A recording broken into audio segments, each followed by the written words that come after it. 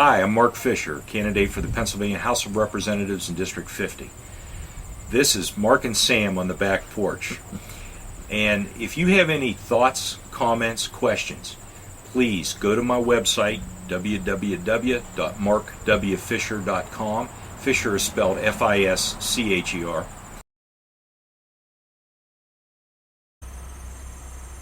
And welcome back to Mark and Sam on the back porch. Today we want to talk about something that's important to all of us, Mark. Let's talk about some of the drug problems. Well, we've got a bunch, don't we? We do, and it seems to be getting worse. I'll tell you, the drug problem's certainly not new. It's been around for a very long time, a lot longer than most people would realize. You know, when you research the issue, the first big outcry about drug abuse was after the Civil War, and veterans and others were getting hooked on morphine and opiates when they came into being. We got the federal drug, the Federal Drug Control Policy Act that went into effect in the, I think it was 1913, 1912, something like that. And we see how successful that's been out there. It's not really getting the job done. And I know this question does come up a lot on the campaign trail. A lot of people are questioning, well, how do you feel about the issue? What can we do about it? Right. They're desperate. I mean, we have now. I worked in another state where we had an absolute out of control drug problem. Right. We're on Cops all the time. The TV show, sure, you know, sure. it's chasing people with crack and meth and what have you. Right.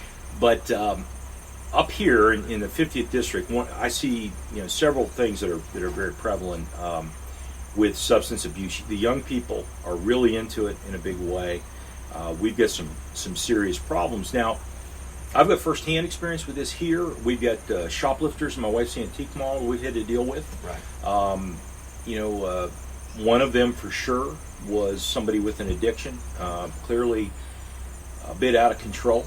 And I've got an apartment building that I had to basically remove a considerable amount of drug activity when I took the place over. So it's here, it's real. What can we do about it? There are some steps we can take at a local level. You know, the state attorney, or district attorney here, has drug task force, has options. Now, these things do cost money. You have to target. I saw just recently they're going to target West Waynesburg and Nemacolin for their next round. Okay, makes a dent. Does it really produce results? I don't know. The argument is, do we go after drug dealers? Do we go after drug users? Do we go after the big drug kingpins?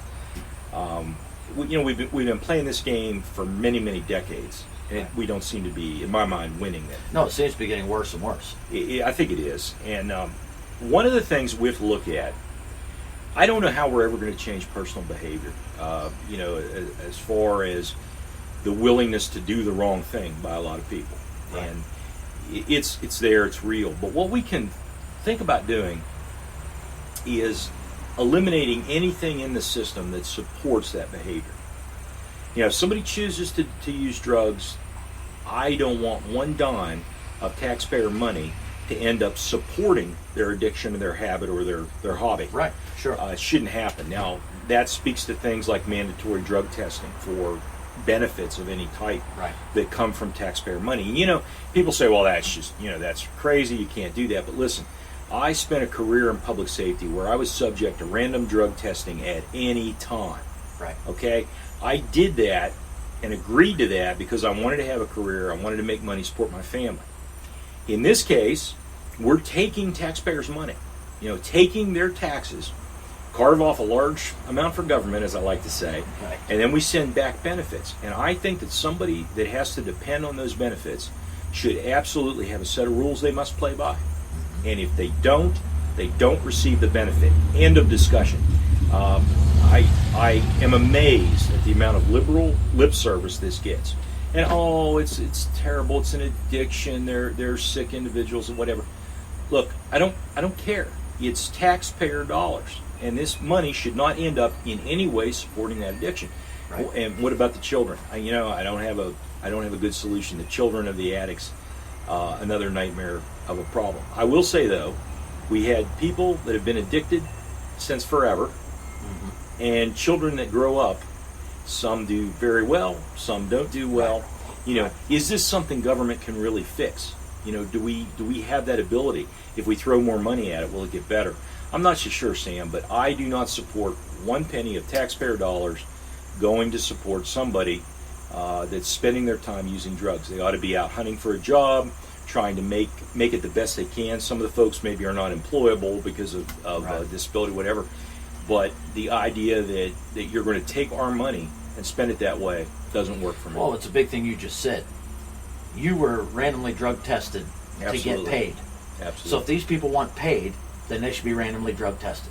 As long as we never say it's a paycheck, Well, yeah. okay? Good To point. get their benefits. Good Yeah, point. okay. Good point. We don't want to call it a paycheck.